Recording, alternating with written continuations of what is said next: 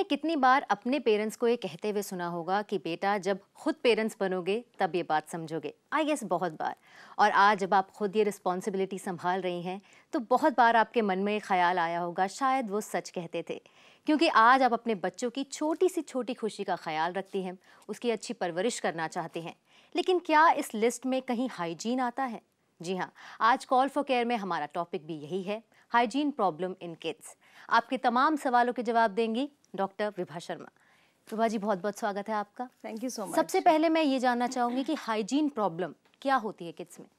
देखिए, hygiene problem ये है कि बच्चों को सफाई से रखा जाए अगर बहुत छोटे बच्चे हैं, और जब वो बड़े हो गए हैं तो उनको ये समझाया जाए कि साफ़ रहना, अपनी सराउंडिंग को साफ़ रखना, अपने कपड़ों को साफ़ रखना, और सबसे ज़रूरी है अपने हाथों को साफ़ रखना। अगर इन चीज़ों का ख्याल रखेंगे तो शायद इंडिया में होने वाली 90% बीमारियों से हम अपने बच्चों को बचा पाएंगे। जो डे टू डे हम लोग देखते हैं कि बच्चों को कभी पेट खराब हो रहा है, कभी बार बार जुकाम हो रहा है, खांसी हो रही है, तो ये सारी चीज़ें ऐसी हैं जिन्हें बहुत ईजिली अवॉइड किया जा सकता है अगर बच्चों में सफाई का ख्याल ठीक से रखा गया है। तो क्या क्या प्रॉब्लम्स आ सकती हैं अगर हम हाइजीन का ख्याल नहीं रख रहे हैं तो? देखिए, सबसे पहले अगर हम ओरल हाइजीन का ख्याल नहीं रख रहे हैं तो दांत खराब हो सकते हैं। इसके अलावा क्योंकि डाइजेशन स्टार्ट ही मुंह से होता है तो डाइजेस्टिव सिस्टम तो खराब होगा ही होगा। और डिपेंड करता है कि आप किस एज ग्रुप का बच्चा है। अगर इन्फेंट है, माँ की गोद में ज़्यादा रहता है या किसी की भी गोद में रहता है, तो वो व्यक्ति जो उसे उठा रहा है वो कितना साफ है, उसके अपने कपड़े कितने साफ हैं, और क्या बच्चे को रोज़ नहला के उसके कपड़े चेंज किए गए हैं। और अगर बच्चा थोड़ा बड़ा हो गया है, क्रॉल करने जैसा स्टेज में आ गया है, रेंग के चलने लगा है, घुटनों के बल चलने लगा है, उस स्टेज में भी अगर वो फर्श जहाँ पे वो खेल रहा है या वो टॉयज जिनको वो बार बार मुंह में डालता है, या उसके अपने हाथ बार बार साफ किए गए हैं कि नहीं, या उसके जो कपड़े हैं वो डेली चेंज होते हैं। कई बार देखा है कि ऊपर के कपड़े चेंज कर दिए, जो अंदर नीचे बनियान या अंडरगारमेंट्स पहनाए जाते हैं बच्चों को, वो सर्दियों के मौसम में 2-4 दिन माएँ चेंज नहीं करती हैं। तो ये एक सबसे खराब सिचुएशन है कि जहाँ से इन्फेक्शन बार बार डिपॉजिट होता है और फिर वो कैरी होकर बच्चे को तंग करता है। तो जहाँ छोटे बच्चे रहते हैं, ऐसा कहा जाता है कि उनका इम्यून सिस्टम इतना स्ट्रांग नहीं होता है, क्या यही वजह है कि उनके हाइजीन का हमें ज़्यादा ख्याल रखना चाहिए? बिल्कुल, क्योंकि अभी डेवलप सभी कुछ हो रहा होता है, हर सिस्टम बढ़ रहा होता है, चाहे उसमें डाइजेस्टिव है या उसमें इम्यून सिस्टम है या ब्रेन की डेवलपमेंट है, वो सारी उस 1 साल के प्रोसेस में अभी हो रही होती है। तो उस वक्त अगर हाइजीन का ख्याल नहीं रखा गया है, क्योंकि बच्चों को आदत है कोई भी चीज़ जब वो थोड़ा सा ग्रो कर जाते हैं तो मुंह में डालेंगे, फर्श से किसी भी चीज़ को उठा के डालेंगे, या अपने ही हाथ में कभी आजकल बहुत लोग कोई नज़र से बचाने के लिए या कुछ किसी तरह से गले में हाथ में बांध देता है और फिर वो इन्फेक्शन वो कैरी करके चलता रहता है। तो इन चीज़ों को थोड़ा दूर रखा जाए। आप और तरीके से अपने बच्चे को इन चीज़ों से मतलब जो भी आप प्रिकॉशंस लेना चाहते हैं कि वो नज़र ना लगे तो हाथों में कुछ पहना दिया। एक तो उनके नीचे सफाई नहीं होती है, स्किन प्रॉब्लम्स हो जाती हैं, और फिर उनमें भी क्योंकि कभी वो गीले हैं, बच्चे हमेशा जनरली दूध पी रहे हैं तो गले में गिरेगा, हाथ खेल रहे हैं तो पानी में गीले होंगे, तो वो चीज़ें ड्राई अप ही नहीं होती हैं, तो मोस्ट प्रॉन एरियाज होते हैं वो बैक्टीरियाज के ग्रो करने का। तो क्या मौसम का भी फर्क पड़ता है कि सर्दियों में ज़्यादा ख्याल रखना है, गर्मियों में थोड़ा आप कम ख्याल रख सकते हैं? नहीं, क्या मौसम का भी फर्क? हाँ, नहीं, सफाई एक ऐसी चीज़ है जिसका आपको 365 दिन और 24 घंटे ख्याल रखना चाहिए। इवन जिस बिस्तर पे बच्चे को सुलाया जा रहा है वो उसकी शीट डेली चेंज हो। छोटे बच्चे क्योंकि कई बार बेड गीला भी करते हैं, तो ऊपर ओढ़ने वाले जो उनके कपड़े हैं वो भी प्रॉपर धो के डिटॉल में उनको थोड़ा सा सैनिटाइज करके और तेज धूप में सुखाना चाहिए। तो ये सारे फैक्टर्स का ख्याल अगर रखेंगे तो जो डॉक्टर्स के पास जाने की एक फटीक है और एक्स्ट्रा एक आपका बजट खराब होता है।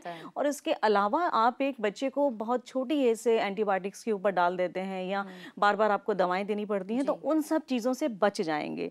तो थोड़ा सा हाइजीन के ऊपर अपनी मेहनत करें और उसका ख्याल रखें ताकि ये छोटी छोटी बीमारियों से हम अपने बच्चे को सेहतमंद रख सकें। किस एज ग्रुप में हमें ज़्यादा ख्याल रखना पड़ता है? देखिए, जो इन्फेंट स्टेज है, जब बच्चा पैदा हुआ है उस टाइम से लेके और जब तक बच्चे को इतनी समझ ना आ जाए, 1 साल तो डेफिनेट है ही कि जब आप उसको खाना भी चम्मच से खिला रहे हैं, आप अपने हाथ से उसको फीड कर रहे हैं, यानी कि 2 आदमियों की इन्वॉल्वमेंट जब तक है। कि बच्चे की ग्रोथ के बाद कि खाना माँ खिला रही है या कोई मेड खिला रहा है या घर में कोई बड़ा खिला रहा है, तो क्या वो भी उतना ही साफ है जितना उसे होना चाहिए?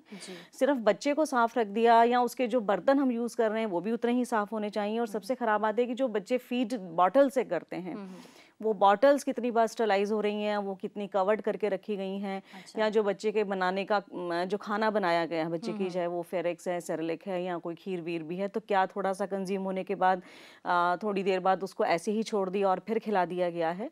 तो ये सारी चीज़ें हैं जिनमें बहुत ही अलर्ट रहना चाहिए और ध्यान रखना चाहिए बच्चे का। तो 1 साल की तो ये स्टेज हो ही गई, लेकिन उसके बाद जब बच्चा थोड़ा अपने आप में आ जाता है, अपने आप खाना शुरू कर देता है, तो फिर वो जहाँ बैठ के खा रहा है, जो उसके बर्तन हैं, और जब थोड़ा बड़ा हो गया तो क्या उसको डेली नहलाने की आपने आदत डाल दी है, आपने ब्रश करने की रोज़ आदत डाली है या नहीं। तो ये सारे फैक्टर्स हैं जहाँ पे आपको बच्चे को एजुकेट करना होता है। क्या इस स्टेज में ऐसा भी कुछ हो सकता है कि वो लॉन्ग टर्म एक बीमारी बन जाए, इतना भी कुछ भयंकर इन्फेक्शन हो सकता है बच्चे को? बिल्कुल हो सकता है। अगर बार बार बच्चे को रेस्पिरेटरी ट्रैक के इन्फेक्शंस होते हैं, तो एलर्जी का आगे जाके ब्रोंकाइटिस उसको हो सकता है, या बार बार लंग्स पे इन्फेक्शन जाने से वो वीक हो सकता है, और किसी भी कारण से बार बार एंटीबायोटिक्स खाने से उसके लिवर और किडनी पे बैड इफेक्ट आ ही सकता है। तो डाइजेस्टिव सिस्टम और रेस्पिरेटरी सिस्टम, ये 2 सिस्टम ऐसे हैं, अगर वो बहुत ही छोटी एज में बार बार बच्चा बीमार हुआ है और वो प्रोन हो गया है बच्चा उस बीमारी के लिए, तो सारी उम्र मैंने देखा है कि बहुत बार ये बीमारियां ठीक नहीं होती हैं। अच्छा, आजकल एक चलन है हगीज़ पहनाने का, और पहले ज़माने में कपड़ा पहनाया जाता था और आजकल सहूलियत के हिसाब से उसको बदल दिया गया है। तो ये कितना फ़र्क पड़ता है इससे हाइजीन के ऊपर? देखिए, अगर आपने टाइम से उसके डायपर्स को चेंज कर दिया है तो ये ज़्यादा हाइजीनिकल प्रैक्टिस है, मैं ये सोचती हूँ। क्योंकि पहले एक तो या तो बच्चों को अगर जब ये हगीज़ वगैरह नहीं पहनाए जाते थे, सिर्फ बच्चे को कपड़े के साथ ही रखा जाता था, तो बहुत बार उतनी अच्छी वॉशिंग नहीं हुई, या वॉश हुआ है तो प्रॉपर धूप में नहीं दिखाया गया है, तो वो भी एक कारण होता था बैक्टीरियाज के बनने का। या बच्चा ने रात को अपना बेड गीला किया है और माँ भी थकी हुई है, या कोई भी कारण है उसने नहीं नोटिस किया है और कपड़ा नहीं चेंज किया है, तो वहाँ से स्किन प्रॉब्लम्स होना, या बच्चे को ठंड लग जाना, या रात को आप कपड़ा चेंज भी कर रहे हैं, अगर सर्दियों की बात करें तो आप बच्चे के कपड़े उतार रहे हैं रजाई में से निकाल के फिर उसे पहना रहे हैं, तो वहाँ भी एक ठंड लगने का एक जो टाइम है वहाँ पे बच्चा कैच कर सकता है। तो आप कह रही हैं कि ये जो हगीज़ हैं ये सेफ हैं, अगर इनको ज़्यादा अच्छे हैं, लेकिन ये नहीं कि आपने सुबह पहनाया और बच्चे ने सारा दिन उसे गीला किया, गंदा किया, और आपने उसे रात तक चेंज नहीं किया, तो टाइम से उसको आप 2-4 घंटे के बाद चेंज किए, या अगर आप बच्चे ने मोशन पास किया है तो उसको तुरंत चेंज करें। तो इन चीज़ों का ध्यान रखें, तो हगीज़ ठीक प्रैक्टिस है। तो ठीक प्रैक्टिस है। तो चलिए, अगर आप ऐसी प्रैक्टिस कर रहे हैं तो घबराइए मत, आपका बच्चा सेफ है। सरला है दिल्ली से, पूछिए अपना सवाल सरला जी। अपनी बेटी के बारे में पूछना है। वो अभी 2.5 साल की है, उसको स्किन पे बहुत एलर्जी रहती है मैडम। अच्छा। बहुत उसको स्किन उतरती रहती है मैडम उसकी, सर्दियों में खास तौर पर। तो उसकी क्या वजह है? और साथ ही मैडम एक चीज हम पूछना चाहते हैं, वो हमारी जो एंकर थी मैडम सुमेधा जी, वो हमको दिखती नहीं है मैडम, उनको हम बहुत मिस करते हैं, तो वो क्या उनका नंबर मिल सकता है मैडम? बिल्कुल, सुमेधा जी के पास हम आपका ये मैसेज पहुंचा देंगे और वो काफ़ी खुश भी होंगी। लेकिन पहले आपके सवाल का जवाब दे देते हैं। इनकी 2.5 साल की बेटी है, उनकी स्किन उतर रही है। इसके 2 कारण हैं। सबसे पहला कारण तो है कि हो सकता है बच्चे में विटामिन सी की कमी है, जिसकी वजह से उसको सर्दियों में क्योंकि स्किन ज़्यादा ड्राई हो जाती है, तो वो फिर उसको स्किन एलर्जी हो जाती है। तो एक तो विटामिन सी का ख्याल रखें, बहुत छोटा बच्चा है तो अब खाना खाना शुरू हो गया होगा, उसको आंवला किसी भी तरह से दें। 1/4 आंवले का मुरब्बा ये दे सकती हैं।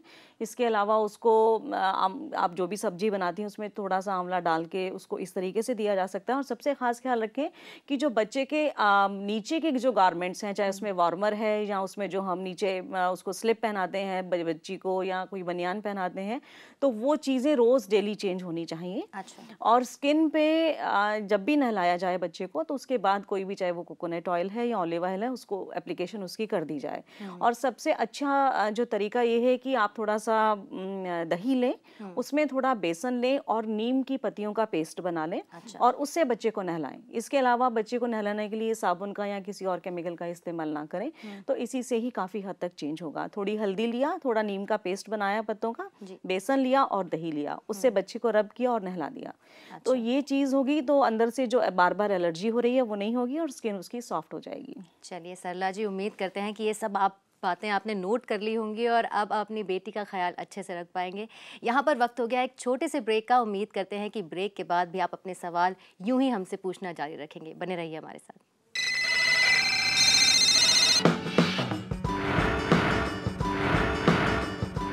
कॉल फॉर केयर में आपका स्वागत है और आज हम बात कर रहे हैं हाइजीन प्रॉब्लम इन किड्स में। बहुत ज़रूरी है कि बच्चों की हाइजीन के साथ साथ पेरेंट्स अपनी हाइजीन का भी ख्याल रखें। तो चलिए सीधा सवाल लेते हैं नविता से। नविता, पूछिए अपना सवाल। मैम, वेरी गुड आफ्टरनून, पूछिए अपना मैम सवाल। मेरा 2.5 साल का बेटा है, वो मदर फीड अभी तक नहीं छोड़ता है, वो बॉटल का भी फीड नहीं लेना चाहता है। तो आप मुझे बताइए क्या करना चाहिए उसके लिए। जी, तो आपको सवाल तो समझ में ही आ गया कि 2.5 साल हो गए हैं लेकिन अभी भी वो मदर फीड ही ले रहा है। देखिए, एक तो मदर फीड अब उसको देने का ज़्यादा फ़ायदा नहीं है, क्योंकि जो फूड जो उसका मिल्क है, मदर मिल्क, उसकी जो क्वालिटीज़ होनी चाहिए उसमें भी धीरे धीरे कमी आनी शुरू हो जाती है। तो बेटर है कि, और ये तो सबसे अच्छी बात है कि वो बॉटल का दूध नहीं पीना चाहता। अच्छा। तो ये बिल्कुल भी एडवाइस मैं नहीं करूँगी कि उसको मदर फीड छुड़ा के बॉटल से दूध दिया जाए।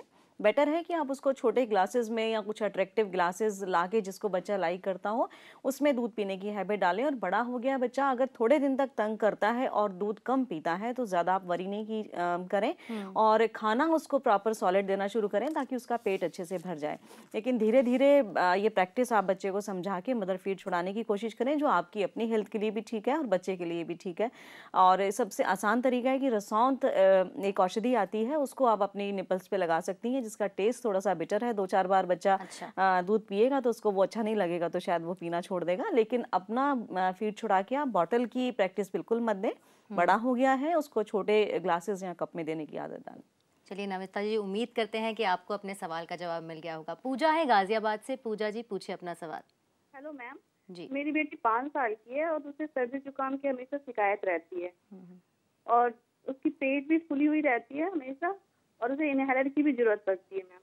अच्छा, तो ये तो आम समस्या है बच्चों में कि सर्दी जुकाम हमेशा रहता है। हमेशा तो रहता क्या है। कर एक सकते तो हैं? आज हाइजीन की बात कर रहे हैं तो सबसे पहले यही समझाऊंगी कि बच्चे को हमेशा सुबह नहाने की आदत डालने और गुनगुने पानी से 9 बजे से पहले बच्चे को नहला दें। अच्छा। सो दैट उसके बाद का जो टाइम है वो जब जितना लेट बच्चे को नहलाया जाता है उतनी दिक्कत ज़्यादा होती है। अच्छा। और पेट भी फूला रहता है, इसका मतलब डाइजेशन भी उसका ठीक नहीं है। तो जो आप उसको दूध देते हैं उसमें 1 मोटी इलायची और 1 चम्मच सौंफ बॉयल करें, और वो उसको एक गिलास में अगर दूध तैयार करें तो 1 चम्मच सौंफ, 1 मोटी इलायची और 1 केसर का फूल, केसर की 1 पत्ती, उसको बॉयल करें, उसको रेगुलर पीने को दें। मतलब दिन में 1 बार वो जो ग्लास दूध है उसको कंज्यूम कराएं, तो इससे उसका जो सिस्टम है वो थोड़ा सा ठीक होगा और उसका डाइजेशन भी ठीक होगा।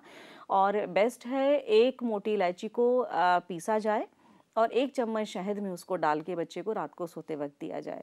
और 1 चम्मच जब अटैक ज़्यादा हो जिस वक्त खांसी का, तो उस टाइम ये प्रैक्टिस की जाए। इसको डेली देने की ज़रूरत नहीं है। अच्छा। और जब ये खांसी ठीक हो जाए तो इसको स्टॉप कर सकते हैं। दूसरा, इम्यून सिस्टम को बढ़ाने के लिए जो जुकाम, जिसको नोज़ रनिंग कहते हैं, उसके लिए बेस्ट तरीका ये है कि एक ठेकराज ऑयल आता है जो बच्चे की स्कैल्प पे नहाने से पहले लगाया जाए, और जब बच्चे को नहला दें तो रासनादी चूर्णम उसके इस क्राउन एरिया पे जस्ट रब कर दें। तो बार बार जो कैचिंग होती है जिसकी वजह से जुकाम होता है वो इससे ठीक हो जाएगा। जी, पूजा जी, उम्मीद करते हैं कि ये सारी चीज़ें आपने नोट कर ली होंगी और अब आपकी 5 साल की बेटी स्वस्थ रहेगी हमेशा। कविता है दिल्ली से। कविता जी, बहुत बहुत स्वागत है आपका। पूछिए अपना सवाल। कविता जी। हेलो जी, पूछिए अपना सवाल। हाँ, मैं कविता बोल रही हूँ पूना से। जी। मेरा बच्चा अभी 9 महीने का है, अभी स्टार्ट हुआ है 9 महीने का। जी। तो उसके डाइट के बारे में मुझे पूछना था। और वो उसको अभी बुखार है, तो 4-5 दिन से बुखार है, तो वो कम नहीं हो रहा है। तो अच्छा। उसके लिए मुझे अभी सर्दी के सीजन में क्या क्या केयर करनी चाहिए या बुखार उतारने के लिए क्या करूँ, इसके बारे जी। में बताइए। देखिए, बुखार है तो उसके साथ कोई और एसोसिएटेड सिम्टम होगा, खांसी जुकाम होगा या पेट खराब होगा? कविता जी। हाँ, उसको बुखार है और सर्दी थी। अभी सर्दी कम है पर बुखार कम नहीं हो रहा है। रात को 104, कभी कभी 101 रहता है। देखिए, हाई ग्रेड फीवर है, इनको ज़रूर इन्वेस्टिगेशन करानी चाहिए, क्योंकि जब बुखार 104 तक जाता है तो डेफिनेटली कोई इन्फेक्शन अंदर ज़रूर हो सकता है, मलेरियल हो सकता है या कोई वायरल हो सकता है। तो एक बार इन्वेस्टिगेशन आप उनकी ज़रूर कराएं। और दूसरा, 9 महीने के बच्चे के लिए डाइट अब थोड़ी सी आप उसको सॉलिड डाइट देनी शुरू करें, जिसमें सूजी की खीर हो सकती है, दाल और चावल की खिचड़ी है, और या छोटा हल्का नमक अजवाइन का पराठा उस बच्चे को दिया जा सकता है। खिचड़ी दही के साथ दी जा सकती है। जुकाम जुकाम है तो अभी मत दें खिचड़ी के साथ दही, सिंपल सीधी खिचड़ी खाने को दें।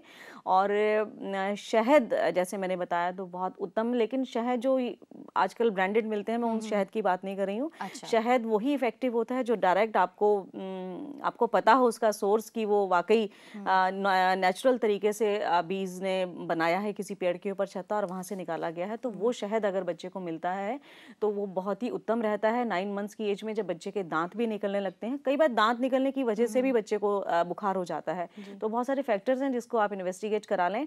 और छोटा बच्चा है, 2-2.5 साल तक के बच्चों के लिए बेस्ट ये है कि आप थोड़ा सा गर्म पानी करें, उसमें 1 चम्मच शहद डाल दें और उसी पानी में थोड़ी सी दालचीनी और लौंग उसको बॉईल कर लें। उस पानी को बॉईल कर, जिसमें आपने लौंग और दालचीनी बॉईल कर ली है, उसी पानी में थोड़ा सा शहद डाल के बच्चे को पीने के लिए दें, तो वो उसके सिस्टम को भी क्लीन करेगा और जो बार बार खांसी और जुकाम हो रहा है उससे भी फ़ायदा पहुंचेगा। तो कविता जी, उम्मीद करते हैं कि ये सारी प्रॉब्लम्स अब ख़त्म हो जाएंगी आपके 9 महीने के बेटे के साथ, और अगर ज़्यादा बुखार है तो हमारी यही एडवाइस है कि आप डॉक्टर से कंसल्ट कर लें। फिलहाल वक्त है एक छोटे से ब्रेक का, आप बने रहिए हमारे साथ।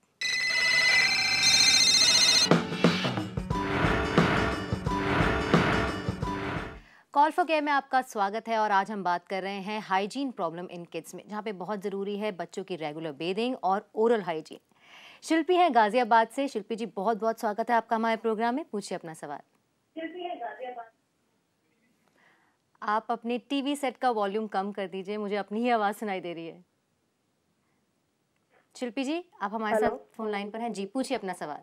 Good afternoon. Good afternoon. Actually मुझे ये पूछना था, मेरा बच्चा 1 साल 3 महीने का है जी, और मैं अपना दूध छुड़ाना चाहती हूँ और मेरा दूध छोड़ नहीं रहा है और ऊपर का कुछ खाना नहीं चाहता, और क्या कहते हैं, इसकी हाइट भी कम बढ़ रही है।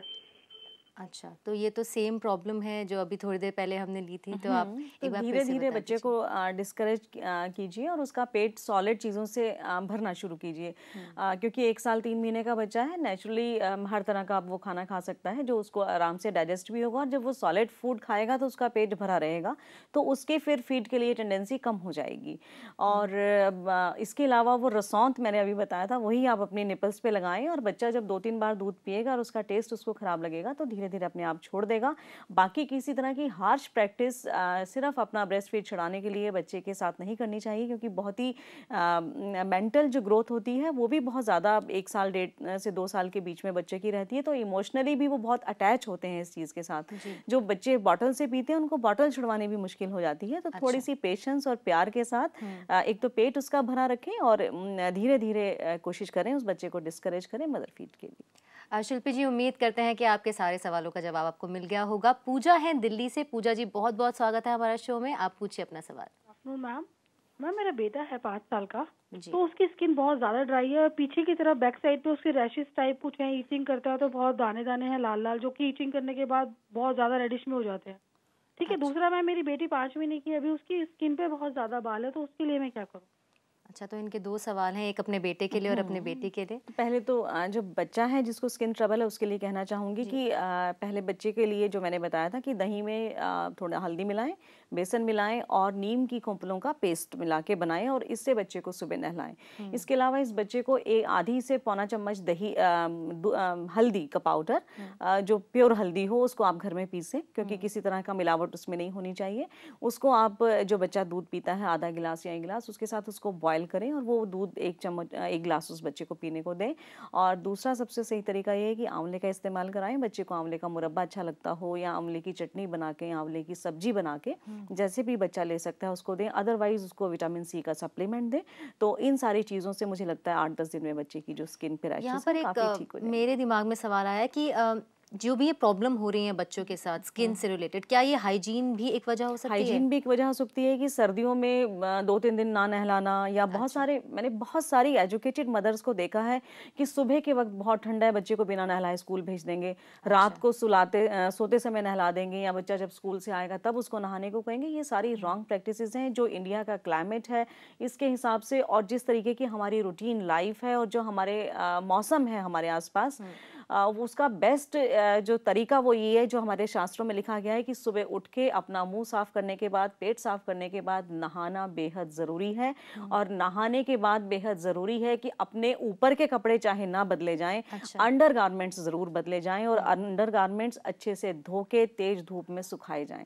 अगर इन सिंपल चीज़ों का ख्याल रखेंगे तो डेफिनेटली हमारी जो स्किन ट्रबल्स हैं वो काफ़ी हद तक कम हो जाएंगी। और दूसरा, सर्दियों में स्किन ट्रबल्स बढ़ने का एक कारण होता है ड्राइनेस।